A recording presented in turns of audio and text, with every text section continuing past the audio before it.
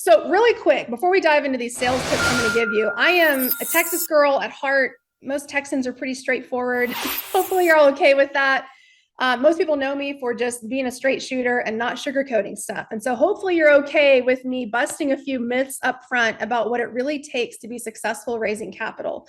And a lot of people think that you've got to build a database of thousands and thousands of investors to be able to raise millions on repeat. And I have worked with clients that are raising 20 million, trying to get to the $30 million mark. I have a client that came out of the gate, had not raised anything at all, and raised 20 million in his first year, and 21 million. And that 21 million was raised on a little less than 400 investors. Okay, so we do need hundreds of investors, but we don't need tens of thousands of people. And we don't want to just be collectors of email addresses. We've got to be collectors of people and really get to know people and really build a community. You'll hear a lot of people that want to buy accredited investor list.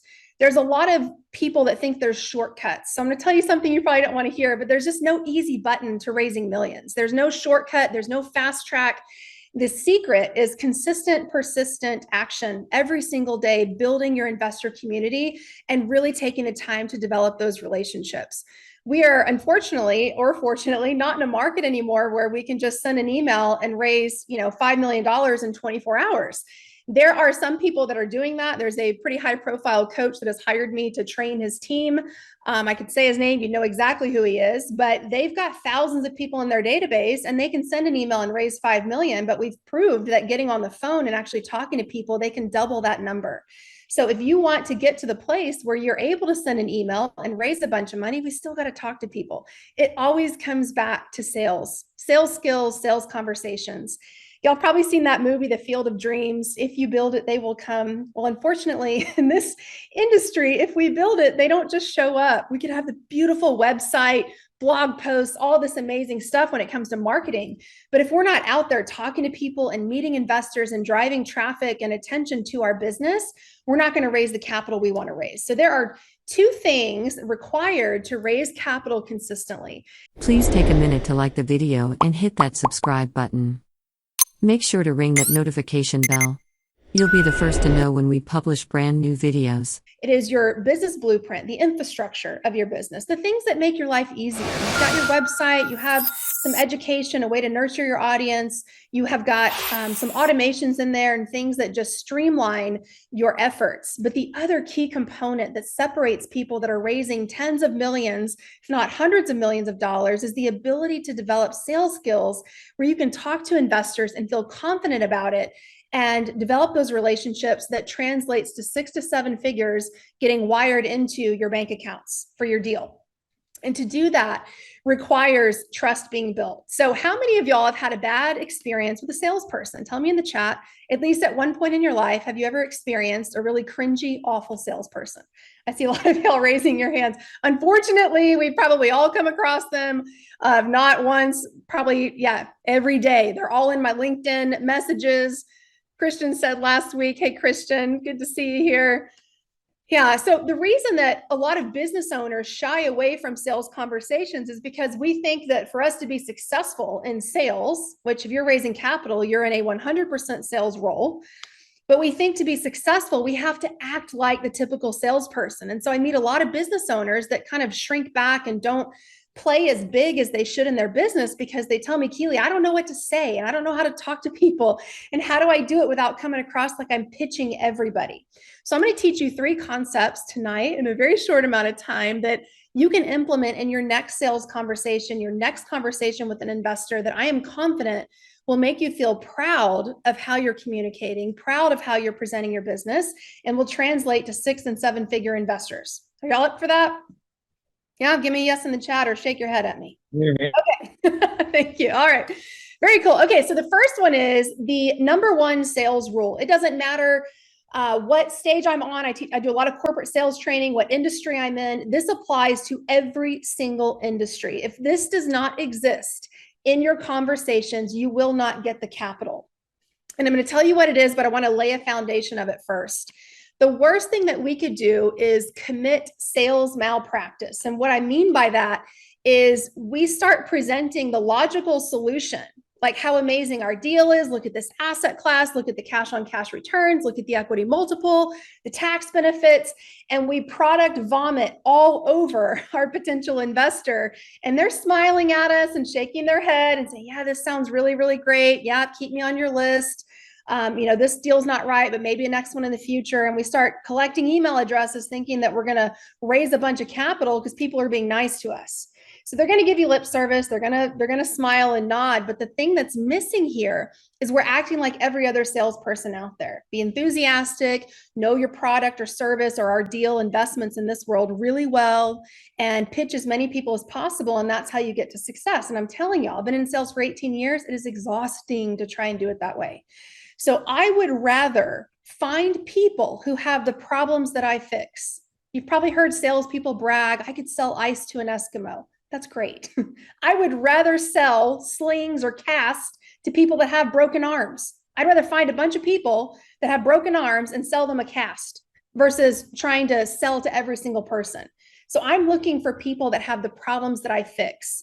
So what really motivates somebody to say yes? Is it all the features and benefits of how amazing your deal is? Or is there something that's deeper that really motivates them? I've been using this picture since 2012, teaching sales of product vomit. This is probably the best picture I could find. You don't want to see all the other options that were out there, but product vomit, features and benefits, or thinking like a doctor and finding their compelling reason. So the sales rule that I want you to remember is no pain, no sale. So in raising capital, it's no pain, no change, no investment. If there is not something broken in their existing investment strategy that hurts bad enough that they want to fix it, they're not going to invest with you. It is a waste of your time to try to convince a crypto investor that's making 30%, every 3 months, sometimes every month, to try to come over here and check out multifamily or self-storage or whatever it is that you're raising money for. I would rather try to find people that are frustrated with the stock market. Their returns are flat since 2021. They've been on this roller coaster for decades, and they're, $1.2 million behind when it comes to planning for retirement. Those are the people I want to talk to. So if you think about going to the doctor, how many of y'all have back pain? This is not something we should brag about, but if you're in the club, tell me in the chat. Hopefully I'm not the only one. Okay, I see some of y'all shaking your heads. We did some dumb stuff when we were younger, now we have back pain. So let's say we go to the doctor, our back hurts. We see this physician, we sit down and they're like, hey, what's wrong? Why'd you come in today? I'm like, oh man, doc, my back hurts. I have chronic pain. He's like, you know what? I know just how to fix it. And he pulls up a PowerPoint presentation and starts clicking through slides of all these testimonials of happy, smiley people, of all the backs that he's fixed, right? Look at all these happy people. And then he shows you, here's all the accolades that I've, won. Here's all the write-ups that have been done on me in the medical journals. Here's exactly how the surgery is going to work. And then he gets to the end of his presentation and he says, do you want to get scheduled for surgery on Thursday, or is Tuesday a better date for you? Now, if that was your experience at a physician's office, what would you do? Would you work with a surgeon? Would you go straight into surgery? Or would you think, that kind of feels like malpractice? Because how does he know that I need surgery? What if it's just physical therapy? He didn't ask me any questions. So we cannot commit sales malpractice and assume that every single person needs to be invested in our deals when we haven't taken the time to understand what's not working in their existing investing strategy, what's broken, what are they tired of, what are they frustrated with, what are they nervous about when it comes to this economy. And the more time that you spend understanding that first, the more trust that you're going to build with them, and you can then align your investments directly with their pain points. But we have to start there first. I want y'all, if your surgeon has openings this week, oh, hey, Matt, good to see you here. That's a red flag. That's a huge red flag, right? I always say, if somebody did that, I'd be like, where's the bathroom? And sneak out the back, because it'd just be insane. So we have to think about that when we're raising capital. We can't commit capital raising malpractice and say, oh, I can help you. We don't know. I don't know if my vineyards are a good fit for every investor. It's probably not. It takes a very specific type of investor. And I got to figure out what are they currently invested in? What do they like about their investments? What do they not like? What do they feel like is missing? What's the gap of where they are now and where they expected to be at this point in their life? Why do you think that is? Right? Just all these questions we're going to ask them. Have you ever tried to fix it? What happened when you did? I want y'all to think of yourself like If you were talking to your best friend, your mom, your dad, your sister, your brother, those questions are going to flow naturally because it's just coming from a place of curiosity.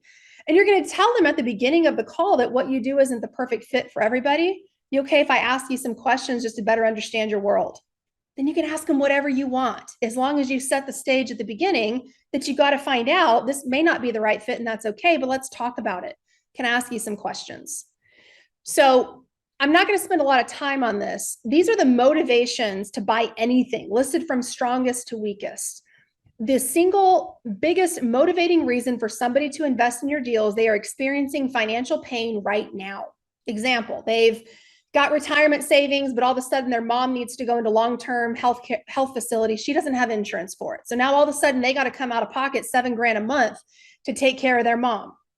That's going to start eating into their nest egg. That's like an incentive, a compelling reason to make them want to do something about it now and start shifting their investment strategy. Second one is the fear of pain in the future. Baby boomers have been through 2 market crashes. There's a lot of fear of when I retire or in my retirement, am I going to go through a market crash? The third one is the greed factor. And this is where most novice salespeople and capital raisers spend their time. And they spend their time here because that's what we've been, not your fault, we've been programmed to believe that selling is just be really enthusiastic, know your product really well, and pitch everybody. And so we spend time pitching features and benefits and all the value of everything. The problem with pitching on greed and look at how much money you could make and the cash on cash returns and the equity multiple is there is zero urgency. There is zero urgency when you sell on greed. They don't have to do it right now. Like, wow, that's really cool. 2.5 equity multiple in 4 years. That's pretty good. But they could be greedy now. They could be greedy 6 months from now. Like there's just no urgency, no stickiness. They're going to be nice and smile at you and say, yeah, keep me on your list. Let me know when you have a deal that pops up. But there's no compelling reason. So we've got to ask the questions to get to that point.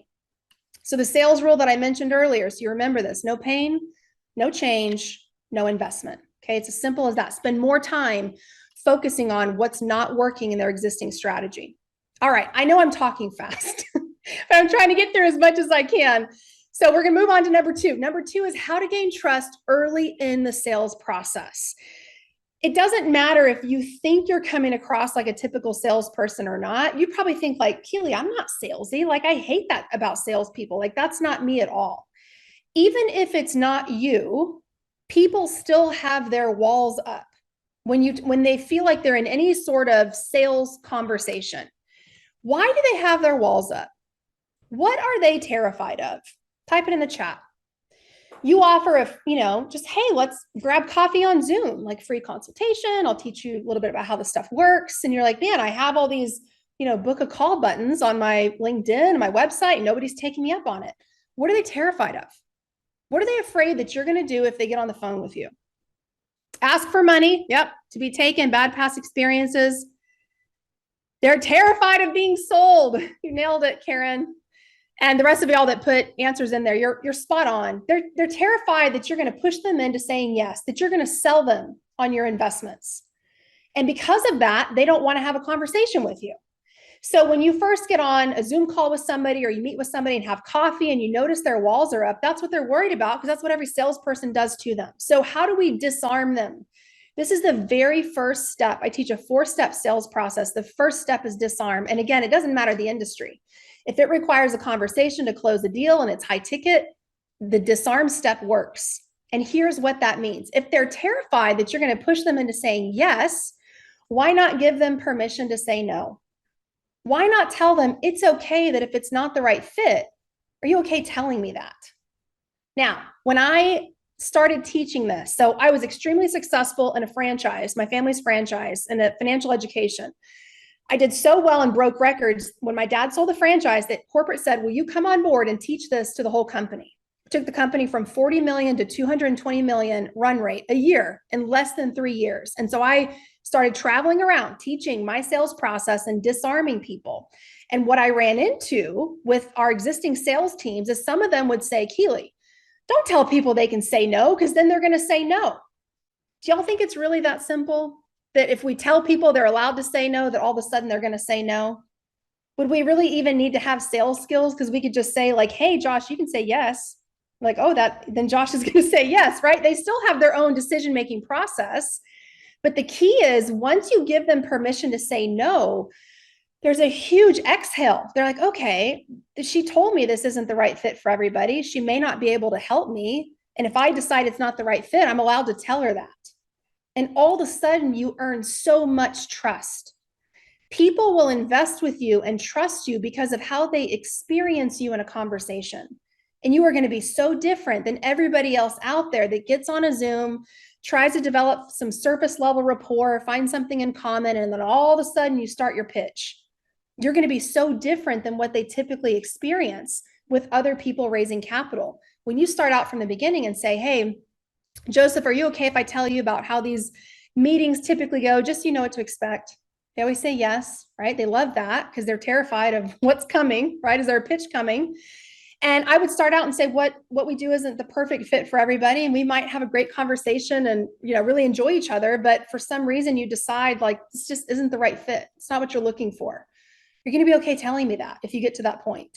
You literally ask them that. And they're like, oh yeah, no, I'll tell you. You sure? You seem like a nice guy. Yeah, no, I'll tell you that. Okay, awesome. Okay, so that's the first step. Give them permission to tell you no. The second step is you also get to say no. This is where you separate and elevate yourself as an investing firm, where you say, okay, great. The other option is from my perspective. What I look for in investors, just people that are the right fit for our community and the types of opportunities that we take a look at. If I decide just for some reason it's not the right fit from my perspective, are you going to be okay if I tell you that? And all of a sudden, you have elevated their perception of how you're not typical salesperson. They're like, oh man, like there has to be certain qualities that I have to qualify to be in their investor community, to be a part of their investing firm. So you also get to say no. And we're not doing it in a snotty way. It's a firm, direct approach that people all of a sudden feel more comfortable with. And then the third outcome, right? So the first one is always give them permission to say no first. Tell them that if you decide for some reason from your end, it may not be the right fit, and that's okay. You're gonna be okay if I tell you that. The third option is we have a great conversation. Maybe you decide that the types of investment opportunities that we do could be a great fit and help you, accomplish some of your financial goals. And if we get to that point, we'll talk about what those next steps would look like. Are you okay with that?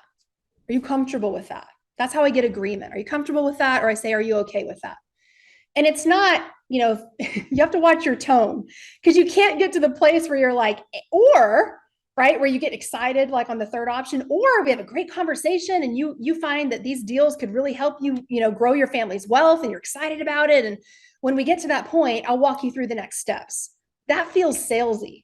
So there's subtleness in the language that you use. It's like, if we get to that point, we can talk about what those next steps would look like. Are you comfortable with that? Your tone is very matter of fact. If you do this step, you will build so much trust with people. Are y'all on board with this? Tell me in the chat, give me a thumbs up. Awesome. All right. So as a reminder, first thing we learned was the number one sales rule. We got to find their compelling reason. No pain, no change, no investment. Am I talking to somebody that has the problems that I fix? Is there something broken in their investing strategy that's keeping them up at night, making them frustrated, worried, anxious about their future, that it makes sense for me to be willing to present my solution? They have to earn the right for you to explain how your investments work. So this is part of qualifying. Am I talking to somebody that has the problems that I fix?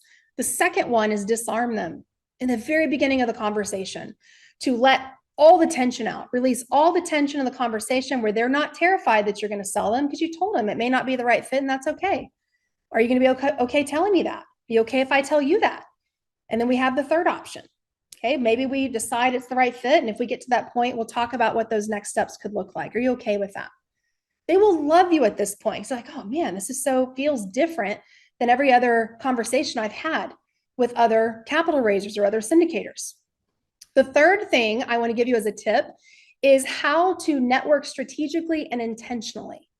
So, and I call it how to turn strangers into investors. How many of y'all, I'm going to say how many of y'all love networking? How many of y'all don't like networking? Tell me in the chat and don't be ashamed because I don't like networking. I really don't like it. I'm not good at it. I know y'all probably think that's crazy. I've been in sales for a long time. Valerie said I struggle. Okay, awesome. I'm not the only one. Who else is on the struggle bus? Who doesn't like walking into a room full of like 100 people and you got to walk around and try to find your way into a circle and it's awkward and you just are standing behind people hoping they see you. Don't know what I'm talking about? Okay. Networking can be really, really awkward. So we have to find a way to win at networking because you have to do it. If you don't talk about your business, you will not have a business. My sales coach told me that years ago. I was like, I don't want to make cold calls. And I'm not telling y'all to make cold calls, but just as an example, he goes, you don't have to like it. You just have to do it. So, okay, that's some tough love. I may not like networking, but I have to do it. So I'm going to give you some simple tips of what I personally do to make it kind of like gamify it, where I can win at networking. My goal when I go to a networking event is just to find 3 people. I'm looking for 3 meaningful conversations. I'm not trying to pitch 3 people. I'm asking those 3 people that I find everything about them. What brought you here? What do you do? How long have you been doing that? Like if they're a business owner, what are you excited about? What's your vision for next year? Who are you trying to meet? Like who's your perfect client? If I was to send somebody your way, like who's your ideal client? And all of a sudden they love me because I've just let them talk about their favorite subject, which is them. And my goal in that conversation, the law of reciprocity says they will in turn say, well, what do you do? And that's your moment to shine because now you have all this information about who they are. And I'm going to teach you how to explain your business in a way that draws them in. But let me come back to the goal of finding 3 people. My goal with those 3 people is to set up coffee or lunch. That's it. A few days later or the following week, you can build a multi-million-dollar business on coffees and lunches because it's hard to pitch somebody at a networking event. So what I typically will say is, Joseph, I've loved our conversation. I've loved learning about your business. I wish we had more time to talk. I'm sure there's other people here you want to meet. Do you want to grab coffee next week and pull out your phone and just start looking at your calendar and say, I'm going to be on your side of town on Thursday, or I could probably do Friday morning as well. What does your calendar look like? And my goal is just to set up a coffee the following week or a few days later, because that is where we can actually have a more intentional conversation. So once I have those 3 people, I'm done. The networking event's an hour and a half and I did it in 45 minutes. I'm out of there because I'm just not the type that wants to hang around and work the room because I'm just not, this is not my personality. So I know I can win with finding those 3 people, set up coffee, lunch, and then I leave. When you talk to them, we've got to incorporate the pain points of who you work with. And I'm going to show you exactly how to do that with a simple framework. The last bullet point that I want to touch on is, I call it my Trojan horse strategy. Get on stage. It doesn't matter what you're talking about. Like, just get on stage. I get on stage so many times at events for teaching sales, but you better believe that they are going to hear about the vineyards. Why? Because I'm raising capital for the vineyards. But I have other skill sets that can get me on stage at conferences with a bunch of business owners who are also my ideal investor. Maybe you're really good at time management. You're super good with technology as a business owner, and you find these little gaps that you can fill with associations. Associations are always looking for speakers locally. So get in with those groups and have coffee with the head of the group, because the person in charge of the group is the one that's bringing in speakers. And you may not get on stage for your real estate business, but again, it does not matter what you get on stage for. Just get up there because you will start meeting people as a result. Okay, so let's talk about, what do we say when they're like, well, what do you do? This is like your moment to shine, right? Well, Keely, what do you do? Because I've been asking them all about themselves. So I'm going to give you a couple rules. No acronyms.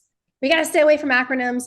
A lot of people don't even know what multifamily is. Type in the chat, what are you raising money for? What's your asset class?